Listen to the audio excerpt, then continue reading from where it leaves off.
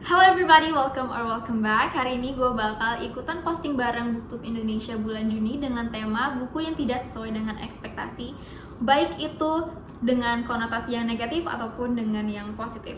Sayangnya kali ini gue bawa buku dengan konotasi negatif. Buku yang gue bahas kali ini adalah Bumi karyanya Terelie. Buku ini bergenre fantasi atau bisa juga YA fantasy karena pemeran utamanya ada di kategori YA.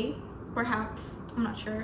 Untuk sinopsisnya, kita mengikuti cerita dari perspektif Raib, gadis 15 tahun yang dari luar kelihatan kayak normal-normal aja. Dia punya kucing hitam dan putih. By the way, that is a very mainstream name. Do not name your cats those. Dan dia punya satu rahasia yang bahkan orang tuanya sendiri nggak tahu, yaitu dia bisa menghilang. Dari kekuatan menghilang itu yang sangat unik, yang mungkin dia satu-satunya yang punya di bumi ini, dia diincar sama satu kelompok orang yang niatnya tidak begitu baik, dan Raib terpaksa harus kabur dari mereka. Raib kabur sama dua temennya, Sally sama Ali, dan mereka malah terjerumus ke dunia baru, ke dunia paralel bumi, yaitu bulan. Di universe bulan ini mereka cuma mau balik ke bumi, sayangnya mereka malah terlibat sama kudeta yang terjadi di bulan. Dan ternyata kuncinya ada di Raib. Kunci dari semua kudeta ini, bukan kunci balik ke bumi ya. Walaupun ya Raib memang punya kunci lain. Kenapa gue pilih buku ini buat tema buku yang tidak sesuai ekspektasi secara negatif? Karena ini buku pertama Terelie gue. Gue tertarik karena gue tahu banyak orang yang suka sama Terelie dan gue jatuh cinta sama covernya.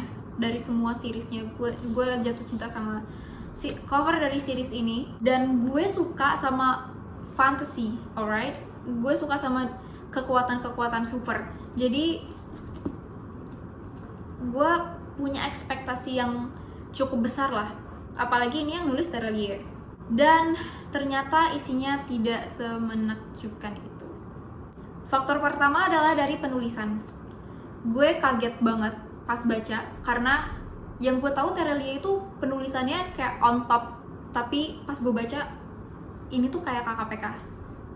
Jujur, nggak kayak KKPK juga sih, cuman feel-nya tuh sangat kekanak-kanakan, sedangkan ini tuh ditulis untuk anak SMA. Pertama-tama untuk world building dan storyline, they're good. Gue suka banget sama world buildingnya, believable. Dari sistem pemerintahannya, sistem bangunannya, sistem makhluk hidupnya juga ada, makanya gue suka dari sisi world building dan plot. Raib ini tipe protagonis yang protagonis banget. Kalau ditanya kekurangannya dia apa, maksudnya secara manusia kekurangan dia apa, tidak disebutkan. Gue nggak tahu, atau mungkin gue nya nggak ngeh.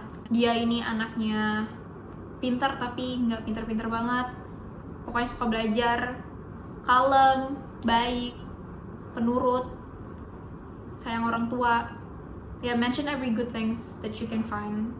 It's probably in Raib. Mungkin karena itu dia jadi kurang dalam buat gue. Terus kalau Sally temennya, dia ini lebih ceria, lebih genit, lebih update masalah fashion, lebih update masalah apapun itu. Setia, the typical sidekick. Dia bahkan suka K-pop dan sosok Keibu yang sempurna, karena dia selalu ngomong gyeoun. Gyeoun itu bukan phrase yang tepat, but whatever. Terus kalau Ali, dia tipe anak cowok yang bandel, yang jenius, yang sebenarnya very sociable. Sayangnya gue nggak pernah tahu temennya Ali siapa di sini. Dia kayak bener-bener solo artist. Dia punya dunianya sendiri. Dia kalau main sendiri, atau enggak ngisengin Raib kerjaannya.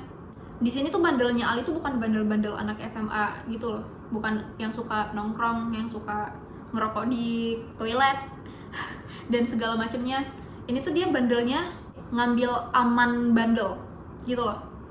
Jadi gue nggak bisa connect ke mereka bertiga karena menurut gue mereka kurang dalam karakteristiknya.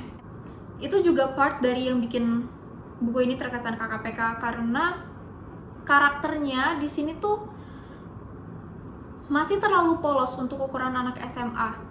Dan gue ngerti mungkin karena Terelia ini tuh dari generasi X dan dia nulis kisah anak SMA berdasarkan anak-anak SMA dari generasinya dia yang dia tahu. Kayak salah satu contohnya yang bikin gue pingin itu tuh adalah di saat Raib ngelempar bakso ke Sally di kantin, ke mukanya Sally, walaupun bercanda, tapi kayak masih berhubungan sama penulisan, tapi kali ini nama. Karakter utama kita namanya Raib. Bahasa Indonesia Raib artinya menghilang. Gue nggak tahu kalau ada beneran nama yang beneran buat nama Raib, atau emang Terelie sengaja ngambil bahasa Indonesia menghilang untuk sebuah nama. Sepanjang novel ini gue nggak pernah denger ada yang manggil Raib Raib. Kayak Terelia juga mungkin merasa itu aneh, jadi selalu dipanggil Ra. Yang terakhir yang tidak sesuai ekspektasi juga adalah endingnya. Endingnya sebenarnya sesuai ekspektasi. Endingnya sesuai ekspektasi, cuman karakter Raib yang tiba-tiba berubah itu tidak sesuai ekspektasi. Karena yang gue tahu selama gue baca berapa sih, kayak 300 halaman sebelumnya tuh, Raib adalah sosok yang penurut, yang pendiam, yang selalu ngikutin arus, tapi tiba-tiba dia pingin belok sendiri, dan itu tuh impulsifnya tuh hampir-hampir tidak mudah dipercayai, walaupun mungkin impuls itu muncul dari rasa peduli yang emang ada di trait-nya Raib, cuman dia terlalu gitu loh, kayak terlalu beda dari Raib, jadi kayak sedikit out of character. Itu yang membuat gue kaget, walaupun ujung-ujungnya itu tuh terkesan kayak ending yang dipaksakan karena kayak nggak tahu mau mikir kemana lagi buat nyampe ke ending, akhirnya ngambil jalan itu. Mungkin, I don't know. Gue nggak tahu pemikirannya Terelia gimana. Mungkin ada sesuatu yang nggak gue dapat, yang nggak gue tangkap. I'm sorry. Dan ada juga bagian ending yang berhubungan ke Ali. Ali di situ juga melakukan sesuatu, dan mungkin bagi beberapa pembaca itu lebih gak masuk di akal daripada Raib. Cuman gue sebenarnya lebih suka sama si bagian Ali ini karena ada penjelasannya sebelumnya. Ali sendiri yang ngejelasin dan gue langsung inget ke percakapan itu. Dan sebenarnya agak-agak nggak tahu sih disayangkan atau enggak, cuman gue lebih suka Ali yang udah gitu aja. Kalau yang udah baca, semoga paham maksud gue. Gue merasa trio ini bakal lebih menarik kalau Ali tidak sama seperti Ali dan Raib. Tapi sebenarnya it kind of satisfying to see that plot twist coming.